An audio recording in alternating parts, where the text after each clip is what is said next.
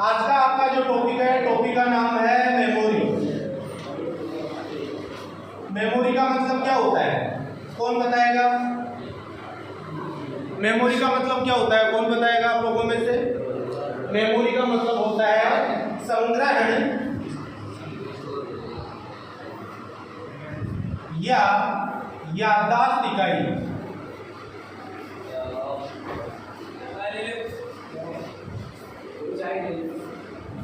याददाश्त इकाई, संग्रहण इकाई या कंप्यूटर की जो याददाश्त इकाई होती है वो किसके अंतर्गत आती है? मेमोरी के अंतर्गत आती है। किसके अंतर्गत आती है? मेमोरी के अंतर्गत आती है। तो हेडिंग आप लोग लगा लो कंप्यूटर मेमोरी और इसमें लिखना स्टार्ट करो। यह है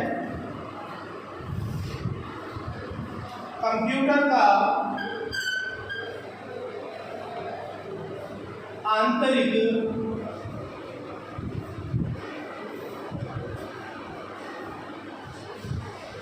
भंडारण क्षेत्र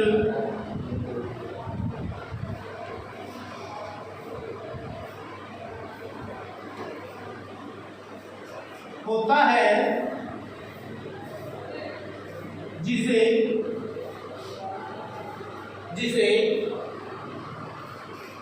संग्रहण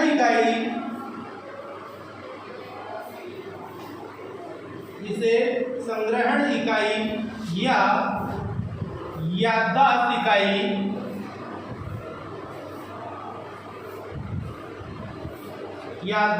इकाई भी कहते हैं। संग्रहण इकाई या याददाश्त इकाई भी कहते हैं।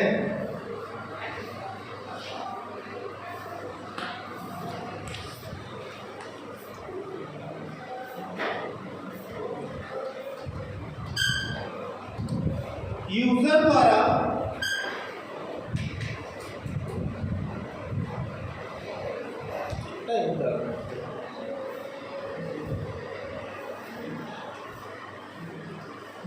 द्वारा कोई डेटा या सूचना कंप्यूटर में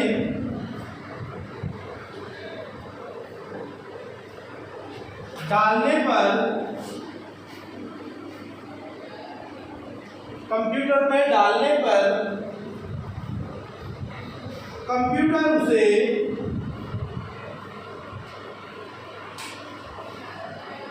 मेमोरी में स्टोर करता है।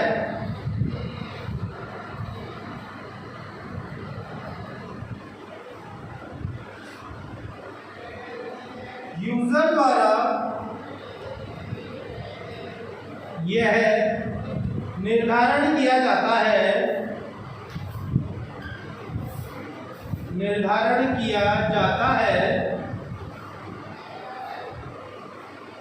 कि डेटा व सूचनाओं को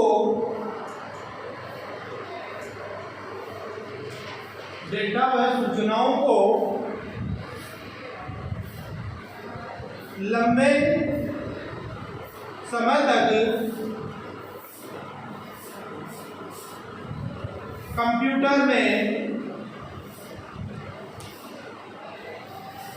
कंप्यूटर में सुरक्षित रखना है या नहीं,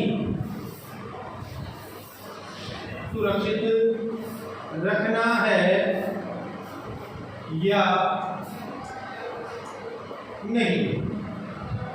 ये 2-3 चीजें आपको ध्यान में होनी चाहिए कंप्यूटर मेमोरी के बारे में कि यह कंप्यूटर क्या है आंतरिक भंडारण क्षेत्र है। क्या है? कंप्यूटर का आंतरिक भंडारण क्षेत्र है। इसे और किस नाम से जान सकते हैं? संग्रहण इकाई के नाम से जानते हैं या याददाश्त इकाई के नाम से जानते हैं। यहाँ आपको एक चीज और ध्यान रखनी है कि कंप्यूटर के अंदर आपके द्वारा कोई भी data, raw data, set of instruction या सेट ऑफ इंफॉर्मेशन या प्रोग्राम चालू किया जाता है या डाला जाता है तो वो सबसे पहले क्या होता है? कंप्यूटर की मेमोरी में स्टोर होता है। सबसे पहला काम यही होगा। ठीक है ना, कंप्यूटर उसे रन नहीं करेगा, कंप्यूटर उसे रन नहीं करेगा। आपने क्या किया, कंप्यूटर में कोई इंस्ट्रक्शन डाला, आप मान के चलो टाइप कर रहे हो, ठीक है, तो आपने लिखा ए, आपने क्या टाइप किया, ए टाइप किया, तो ए सबसे पहले कहाँ स्टोर होगा, कंप्यूटर की मेमोरी में स्टोर होगा, और उसके बाद में उसे सीपीयू एग्जीक्यूट करेगा या कंप्यूटर उसे रन करेगा। ये चीज आपको विशेष रूप से ध्यान होनी चाहिए कि आपके द्वारा या यूजर के द्वारा कोई भी सूचना अगर कंप्यूटर में डाली जाती है तो वो सूचना तभी रन होगी जब वो पहले इसमें स्टोर होगी, कंप्यूटर की मेमोरी में स्टोर होगी।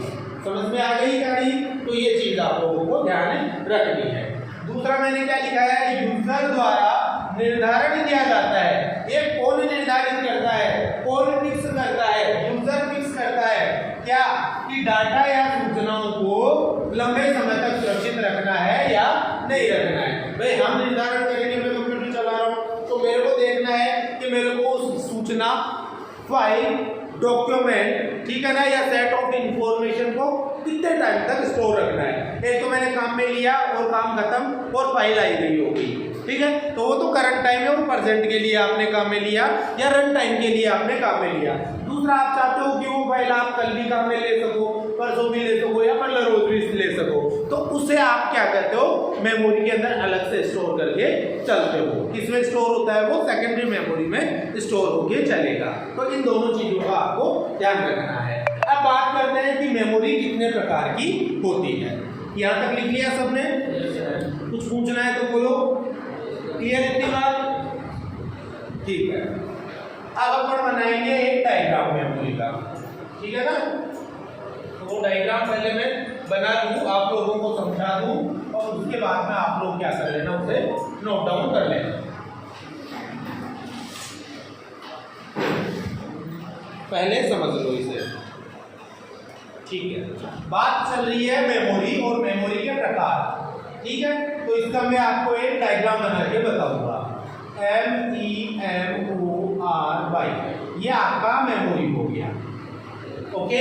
मेमोरी को कितने भागों में बांटा गया है? मेमोरी को मुख्यतः दो भागों में बांटा गया है। कितने भागों में बांटा गया है? दो भागों में बांटा गया है। तो ये मैंने दो पार्ट बना लिए। पहला प्राइमरी मेमोरी,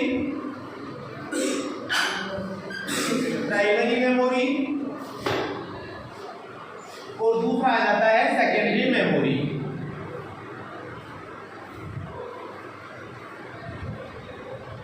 ये आपकी दो मेमोरी होगी। कौन कौन सी?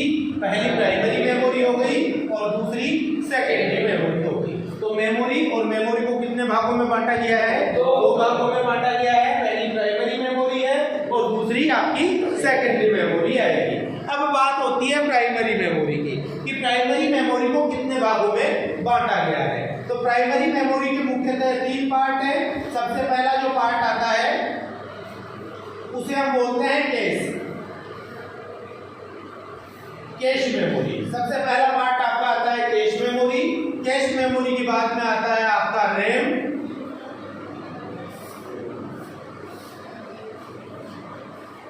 और तीसरा इसके बाद में आता है रोम।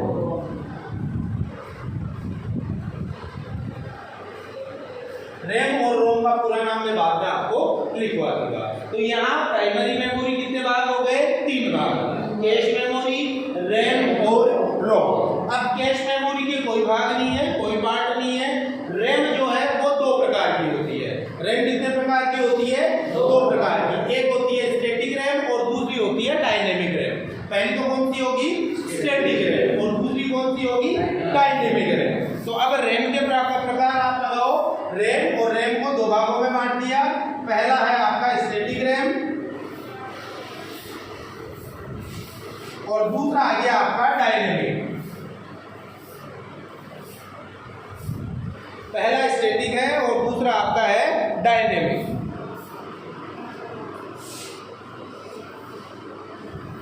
ये आपके रैम के दो प्रकार हो गए।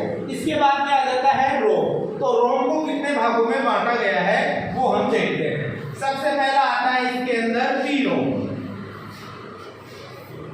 दूसरा आता है ई-पी-रोम, अगला आता है ई-ई-पी-रोम,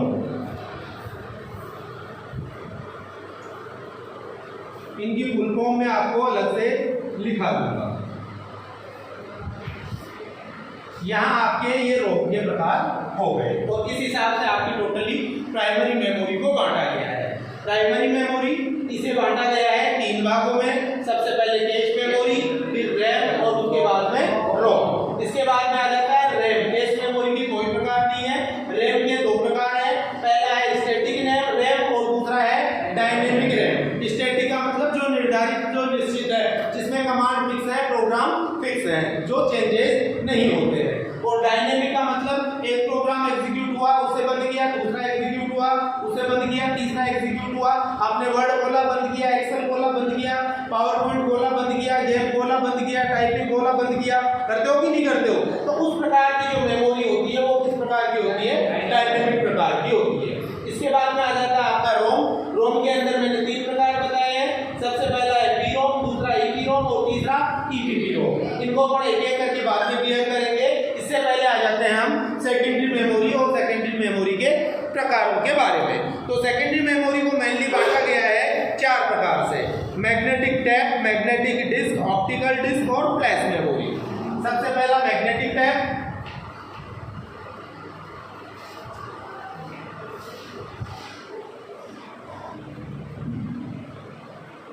magnetic tape.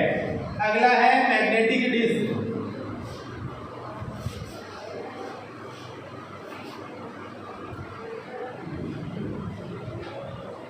Magnetic disk, magnetic tap.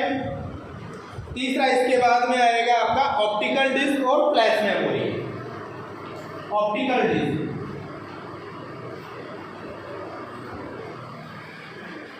और फ्लैश मेमोरी।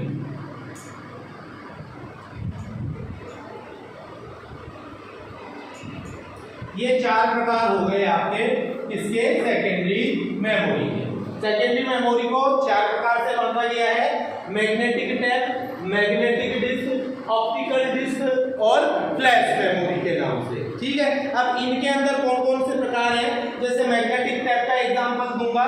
पहले ऑडियो कैसेट चलती थी अपने, ठीक है, और आज से 20 साल पहले की बात करें, शादी ब्याह की कैसेट पड़ती थी, वीडियो कैसेट, जिसमें रील लपेटी जाती थी। ठीक है ना, वो तो है आपकी कौन सी? मैग्नेटिक टैप, जो आजकल लगभग बंद हो चुका है कंप्लीटली।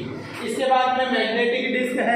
मैग्नेटिक डिस्क के अंदर आता है आपका हार्ड डिस्क का नाम सुना है, कंप्यूटर की मुख्य सेकेंडरी स्टोरेज डिवाइस है। कौन? Hard disk. तो वो आता है आपका मैग्नेटिक डिस्क के अंदर। तीसरा आता है ऑप्टिकल डिस्क। ऑप्टिकल डिस्क में सीडी आ गया, डीवीडी आ गया, आते हैं कि नहीं? सीडी राइटर, डीवीडी राइटर, ये सब किसके अंतर्गत आते हैं? आपके ऑप्टिकल डिस्क के अंदर। अगला आ जाता है फ्लैश मेमोरी। फ्लैश मेमोरी में मेमोरी कार्ड हम लगाते हैं कि नहीं? अरे मेमोरी कार्ड लगाते हैं ना, पेन ड्राइव लगाते हैं, वो सब किसके अंतर्गत आते हैं? आपके फ्लैश मेमोरी के अंतर्गत आते हैं। तो पहले हम सारे शॉर्टकट्स लिख लेते हैं और उसके बाद में इनको एक एक करके समझ लेते हैं। ठीक है, ओके। तो पहले शॉर्टकट देखो कहां से आ रहा है? यहां से आ रहा है। सबसे पहला रैम, RAM। रैम का पूरा नाम है रैंडम एक्सेस मेमोरी। दूसरा आ जाता है रैम के बाद में रोम। रोम का है रीड ओनली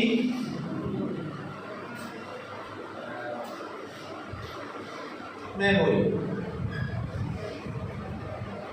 फिर आ जाता है रैम के बाद में रोम, रोम के बाद में P ROM. P for programmable, P for programmable.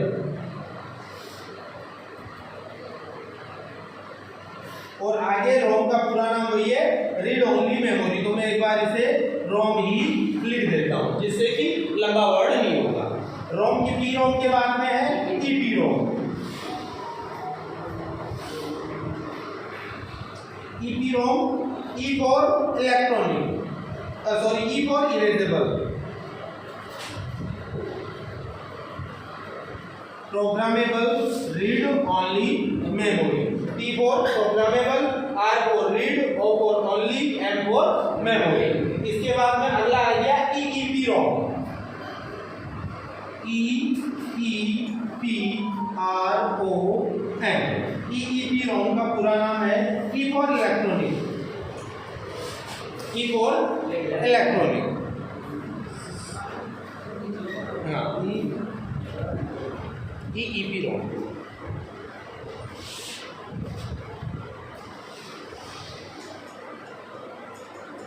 Electronic erasable programmable read only memory, ठीक है, ये आपका EEPROM का नाम हो गया।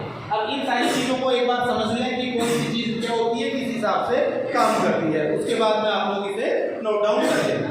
ये तो आ गया पूरा मेमोरी का डायग्राम कि मेमोरी क्या है, कितने प्रकार होते हैं, किस हिसाब से काम करेगी, उसके बारे में अब मैं बता देता हूँ।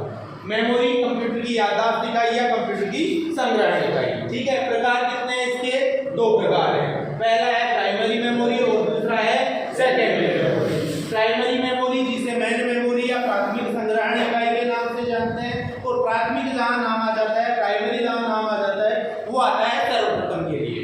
प्राइमरी या मेन मेमोरी किसके लिए आता है? सर्वप्रथम के लिए। सर्वप्रथम का मतलब आपने कंप्यूटर में कोई प्रोग्राम स्टार्ट किया, मान लो आपने वर्ड स्टार्ट किया, MS वर्ड स्टार्ट किया, ठीक है। जब तक आप इसे स्टार्ट नहीं करोगे तब तक वो कहाँ पड़ा है? आपका सेकेंडरी मेमोरी में पड़ा है या हार्ड डिस्क में पड़ा है। किसमें पड़ा है? सेकेंडरी मेमोरी में पड़ा है या हार्ड डिस्क में पड़ा है, ठीक है ना। ओके, हार्ड डिस्क में पड़ा है, परंतु जैसे ही आपने MS वर्ड को एग्जीक्यूट किया या रन किया, रन करते ही क्या होगा? ये वर्ड कहाँ आ जाएगा? सेकेंडरी मेमोरी में से आएगा प्रोग्राम, और किसमें आ जाएगा? प्राइमरी मेमोरी में आ जाएगा। और प्राइमरी मेमोरी में आने के बाद में कंप्यूटर इस प्रोग्राम को रन करेगा या एग्जीक्यूट करेगा, निष्पादित करेगा। तो प्राइमरी मेमोरी का काम क्लियर हो रहा है कि ये प्राइमरी मेमोरी जो है ये कब काम आती है? जब आपके द्वारा या यूजर के द्वारा सूचनाओं का एग्जीक्यूशन किया जाता है या निष्पादन किया जाता है, तो ऐसे में प्राइमरी मेमोरी को प्रयोग में लिया जाता है। प्राइमरी मेमोरी के अंदर भी तीन पार्ट है। सबसे पहला आ गया आपका कैश मेमोरी, दूसरा है रैम और तीसरा है रोम। सबसे पहले रैम को समझो और दूसरा रोम को समझो। रोम का पूरा नाम है रीड ओनली मेमोरी। रोम का पूरा नाम क्या है? Read only memory. यहाँ लिखा है मैंने रीड ओनली मेमोरी। ये आपने किसका नाम लिखा है? रोम का।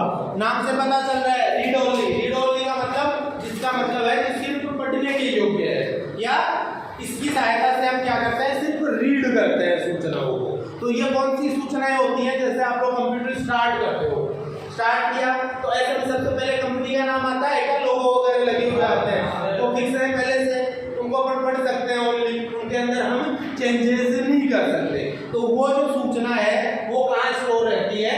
रोम में स्टोर रहती है। दूसरी चीज हम सेटिंग करते हैं। सेटिंग कैसे करते हैं? बायो सेटिंग करते हैं। बायो सेटिंग का मतलब क्या होता है? ठीक है, कंप्यूटर किस हिसाब से स्टार्ट होगा, इनपुट आउटपुट डिवाइस को कैसे चेक करेगा, प्रोसेसर को कैसे चेक करेगा, ऑपरेटिंग सिस्टम सही है कि नहीं है, उसे कैसे चेक करेगा। तो ये सारी चीजें भी किसमें स्टोर रहती है? आपकी रोम में या रीड ओनली मेमोरी में स्टोर रहती है। इसका काम क्या है कि इसमें पहले से सेट इंस्ट्रक्शन या कमांड्स पहले से दी हुई है, उनको कंप्यूटर क्या करता है? सिर्फ रीड करता है या पढ़ने का काम करता है। सेकेंड इसके बाद में आ जाता है आपका रैम, और रैम का पूरा नाम है रैंडम एक्सेस मेमोरी। रैम का पूरा नाम क्या है? Random access memory. रैम के बारे में आप बेटर तरीके से जानते हो, मोबाइल में भी आजकल आती है, स्मार्टफोन्स में आती है ना, 2GB RAM, 4GB RAM, 8GB RAM, 12GB RAM, 16GB RAM, तो वो रैम है। और रैम लगती कहाँ है?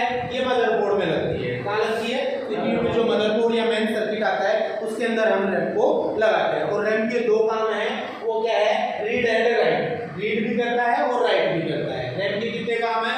दो। रेंडमली काम करती है, रेंडमली यानी दोनों काम करती है, both of read and right, दोनों काम करके चलती है। आपके द्वारा कोई सूचना लिखी जाती है तो वो रैम में लिखी जाती है, ठीक है। आप कोई सूचना पढ़ने के लिए निकालते हो तो वो भी किसमें चलती है? आपकी रैम में चलती है। अब रैम की भी मैंने दो प्रकार बता दिए।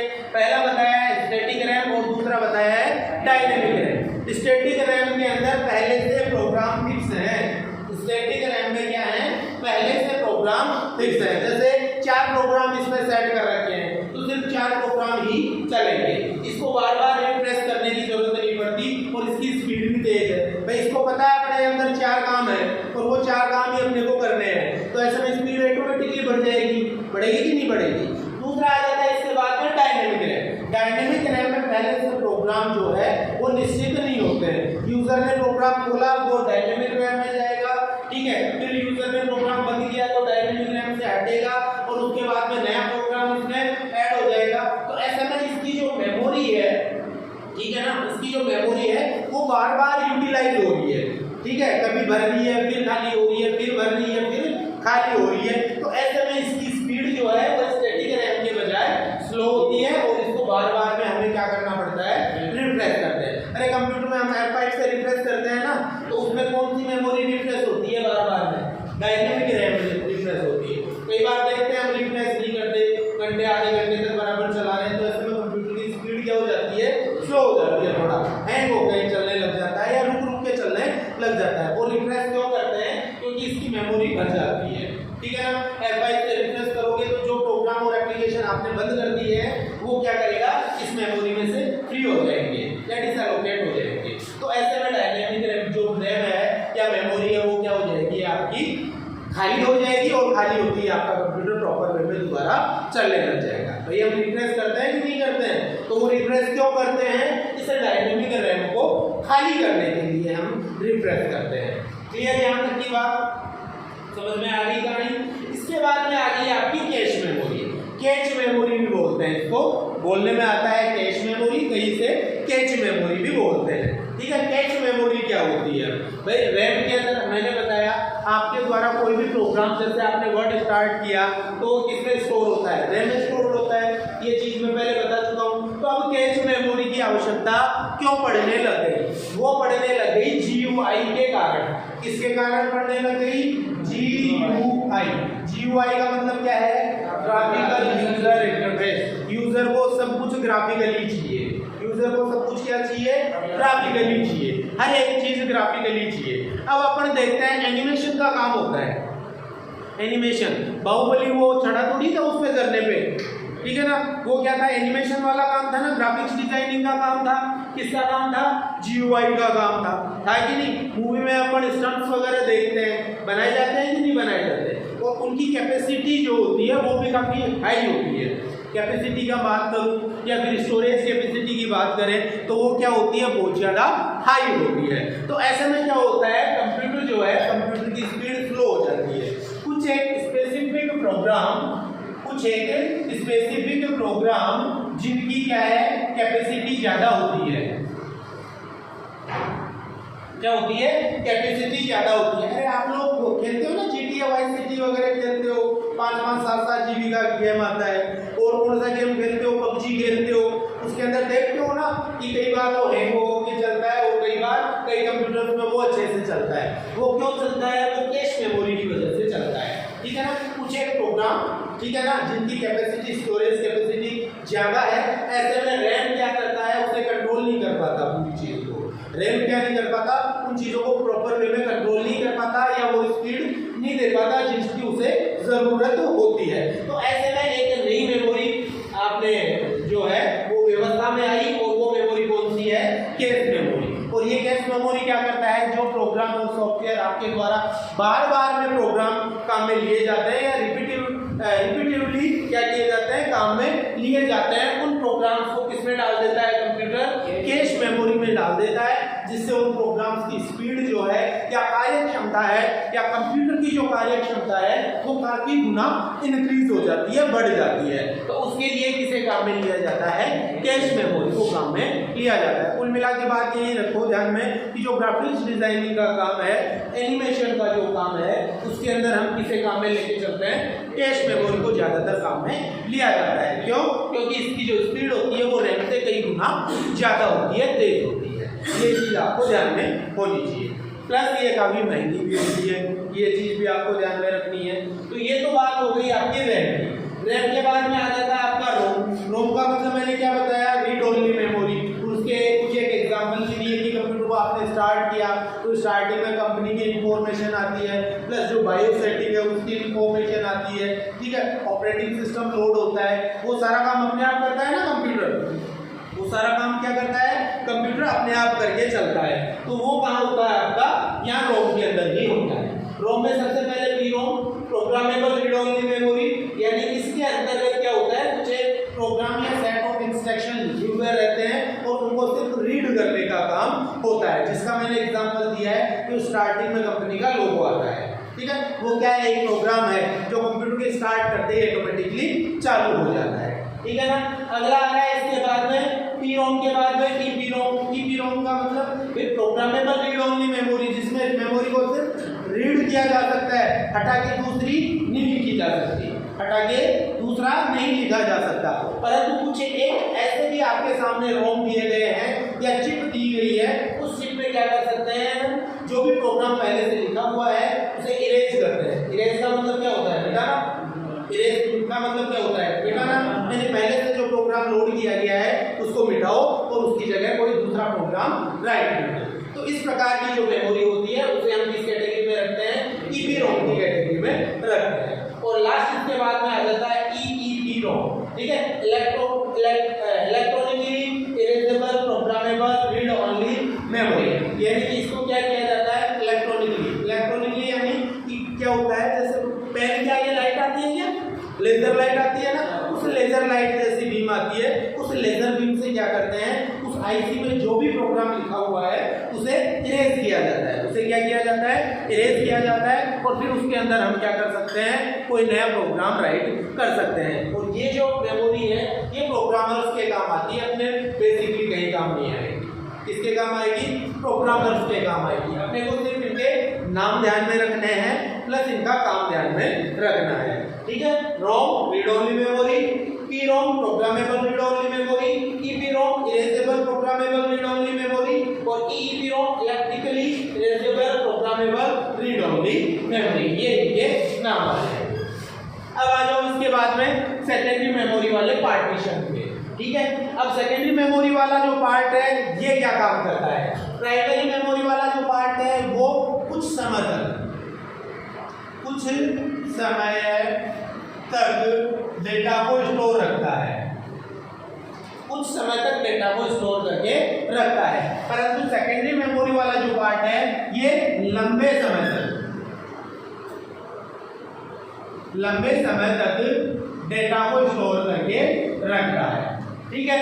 यहाँ तो कुछ समय का मतलब जब तक आप प्रोग्राम को रन रखोगे तब तक वो प्राइमरी मेमोरी में रहेगा, आपने प्रोग्राम बंद किया और प्रोग्राम प्राइमरी मेमोरी से हटा दिया जाएगा, या फिर आपने कंप्यूटर चला रखा है तब तक वो प्रोग्राम प्राइमरी मेमोरी में है, वो इंफॉर्मेशन प्राइमरी मेमोरी में है। कंप्यूटर को बंद किया या कंप्यूटर में लाइट चली गई और कंप्यूटर बंद हो गया तो ऐसे में वो डाटा और सूचना जो है वो प्राइमरी मेमोरी से लैप्स हो जाती है या हट जाती है। परंतु उसके विपरीत सेकेंडरी मेमोरी में क्या होता है, जो भी डाटा आपने डाला है, set of instruction, set of information या कोई भी सूचना आपने कंप्यूटर में डाली है, सेकेंडरी मेमोरी में डाली है, तो वो क्या रहेगी, लंबे समय तक डाटा स्टोर रहेगा। लंबे समय तक का मतलब ये है कि जब तक कि सेकेंडरी मेमोरी खराब नहीं हो जाती या यूजर उसे खुद डिलीट नहीं कर देता तब तक क्या रहेगा, सेकेंडरी मेमोरी के अंदर टोटल डेटा स्टोर रहेगा। समझ में आ गया। अब इसमें कौन कौन सा आता है, पहले तो चली थी मैग्नेटिक टेप, उसका मैं एग्जांपल आपको दे चुका हूँ, ठीक है ना। जो ऑडियो कैसेट्स और वीडियो कैसेट्स जो आज से 20 साल पहले बनी हुई थी, ठीक है ना, वो किसमें आती है आपकी, इसमें आती है मैग्नेटिक टेप में, मैग्नेटिक डिस्क। इसके बाद में कौन सा आ रहा है आपका, मैग्नेटिक डिस्क। और मैग्नेटिक डिस्क के अंदर दो चीजें आई, एक तो आई हार्ड डिस्क और एक आया फ्लॉपी डिस्क,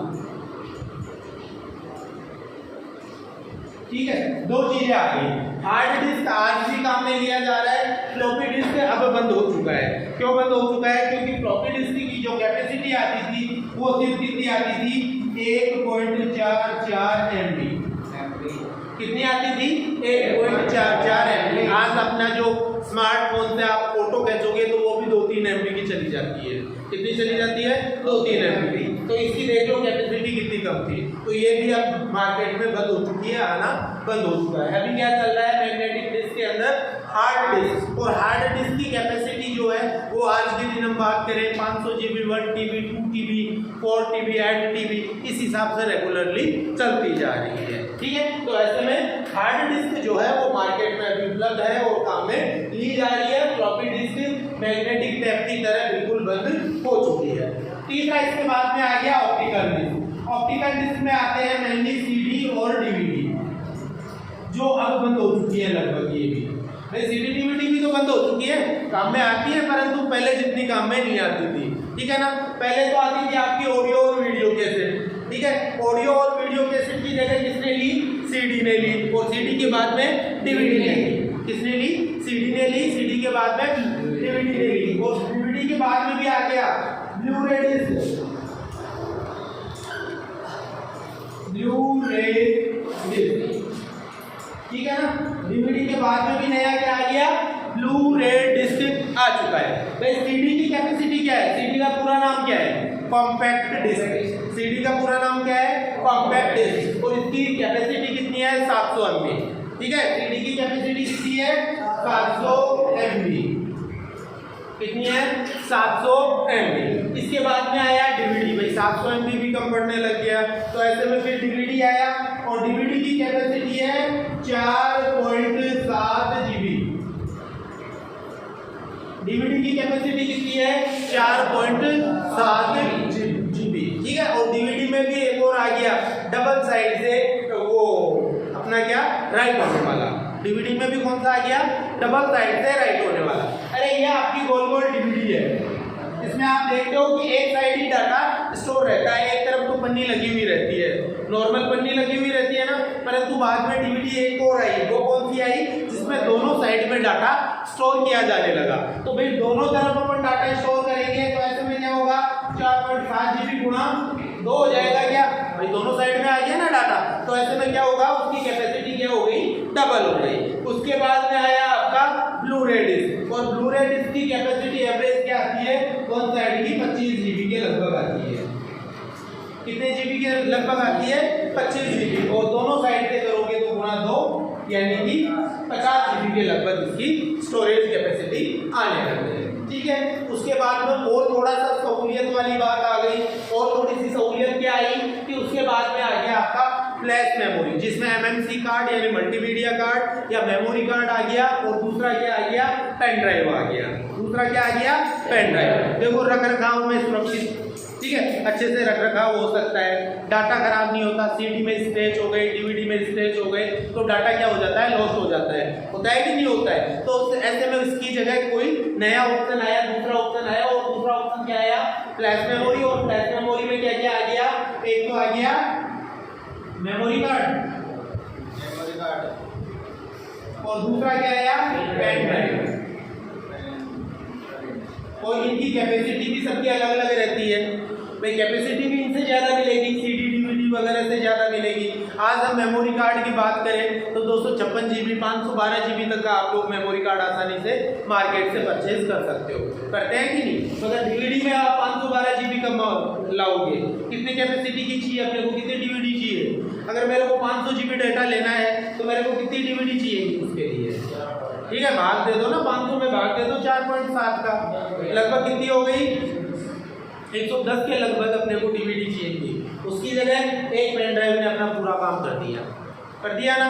तो ऐसे में क्या हुआ? डेटा ट्रांसफर के लिए, डेटा ट्रांसफर का मतलब समझ रहे हो? एक जगह से दूसरी जगह डाटा स्थानांतरण। तो इसी के लिए इन चीज़ों की जरूरत पड़ी। सीडी की क्या जरूरत है? मेरे पास एक कंप्यूटर में डेटा है, उसको हम किसी दूसरे कंप्यूटर में ले जाना चाह रहे हैं या किसी दूसरी जगह स्थानांतरित करना चाह रहे हैं, तो आजकल तो इंटरनेट टेक्नोलॉजी आ गई, 4G आ गया और 5G आ गया, डाटा आप वैसे ही ट्रांसफर मार देते हो। ठीक है ना, परंतु जब 4G नहीं था, 3G था, या 3G से पहले 2G था, 3G की बात करते हैं तो 3G में भी इंडिया के अंदर इतनी कोई खास स्पीड नहीं आई थी, और स्पीड आ गई थी तो टैरिफ मारता था। टैरिफ मारता था ना कि भाई 1.5 GB या 1 GB डेटा आपको कितने में मिलता था? 3G का शायद 200-250 रुपए के अंदर मिलता था। ठीक है, फिर 4G आया तो 200-250 रुपए के अंदर अपने को डेली का 1.5 GB मिलने लग गया। ठीक है ना, और आज की हम बात करें तो शायद 700 कैसे रुपए देते हैं, जिसमें 100-200 GB तक का अपने को डेटा दे देते हैं। ठीक है ना, कितना मिलता है? 1.5 GB डेली के हिसाब से काउंट करो कितना हो गया भाई। कितने 84 दिन का होता है ना 700 रुपए का रिचार्ज, तो 84 गुना 1.5 GB कर लो, कितना हो गया? ठीक है, 100 GB से ऊपर गया डेटा अपना, 100 GB से, यानी 700 रुपये में आपको 100 GB डेटा दे दिया। अब 100 GB आपको इच्छा हो वैसे काम में लो। तो ऐसे में डाटा ट्रांसफर करने के लिए अब तो इंटरनेट एनफ है, और 5G में तो और भी ज़्यादा एनफ है। ठीक है ना, 5G में तो और भी ज़्यादा एनफ है। परंतु उसके अलावा हम बात करें डाटा ट्रांसफर के लिए या एक जगह से दूसरी जगह स्थानांतरण के लिए, तो उसके लिए किया जाता है। यहाँ तक की बात समझ में आ गई सबके? ओके, अब सबसे पहले इस डायग्राम को आप लोग बना लो। ठीक है, जो एक्स्ट्रा मैंने लिखा है उसको मैं मिटा देता हूँ और वो आपको पता भी होगा कि भाई एक्स्ट्रा मैंने क्या लिखा है।